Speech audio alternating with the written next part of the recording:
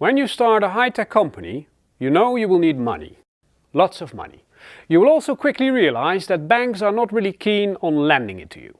Hence, you need to get up with a strategy to get your funding in place.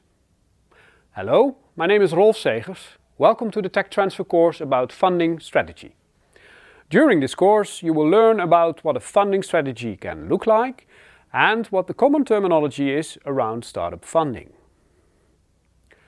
To that end, in 3 parts we will discuss the basics, common terminology and valuation methods around funding. And we will slowly build towards a schematic overview of what a funding strategy can look like. Good, let's start at the top. This schematic overview shows an example of the timeline and different stages a company goes through. The top shows years, where year 1 is the founding year of your company. Important to note is that these stages reflect value increase moments. For example, before having a working demo, there is a clear technical risk in your company. Once you successfully demonstrate your technology, that risk is gone and your company has increased in value. Each stage should cover a period of 12 to 24 months, for reasons I'll get back to later.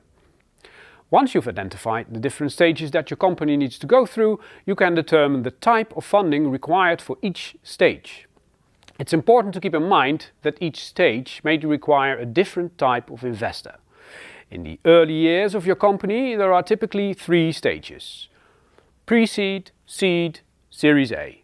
The pre-seed stage is when your company has no income, the seed stage is when your company has some income, the Series A stage is when your product generates the first revenues and you need to scale up.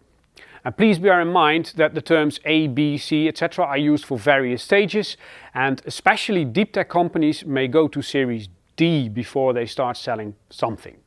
Typically though, Series A is associated with early growth stage.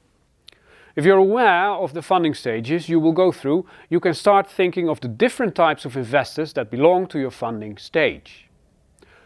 First and foremost, when you're still in your pre-competitive phase, that is, you haven't sold anything yet, subsidies are your friend. These funds are also called non-dilutive funds, as they don't cost you any shares to obtain. Friends, family and fools can also provide funding, but be cautious as formal investors may not want them at the shareholder table. There are ways to deal with that. Angel investors often invest for personal reasons and typically come in before formal investors. Angels typically invest in your company at a stage that formal investors are not yet willing to. The step after, or sometimes at the same time, are regional development agencies or regionale ontwikkelingsmaatschappijen, also known as ROMs. These are semi-government regional investment funds that typically invest in the pre-seed and seed stage. They usually co-invest with formal investors and they expect you to be active in their geographic regions. Formal investors or venture capital firms are professional organizations with one job, investing money to make money. Because of the high risks involved, they usually specialized in a focus area like enterprise software, semicon, software apps, sustainable innovations, etc.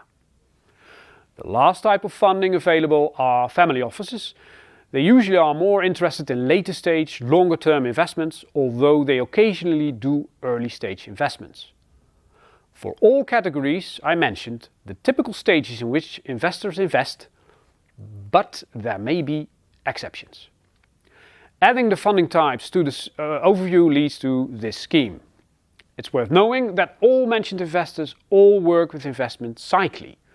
This concept is crucial to your funding strategy. Investors invest to create impact, make money, or both. But only if their money leads to significant progress for your company.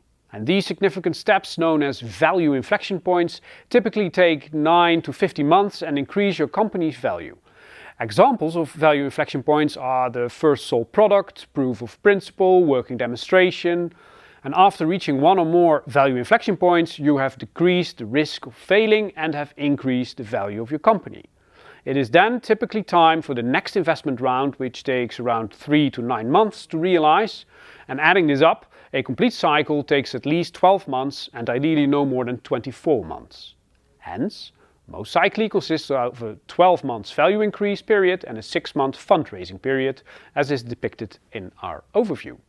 And to make this picture complete, we add the FTE, typical funding sizes for those rounds. And remember, these numbers are the typical average, so definitely not your specific case. Adjusted to something that makes sense to your company, just be aware that what you see here is what investors typically expect. Deviating from it a bit is common, deviating it a lot requires a lot of explaining and therefore a lot of rejection.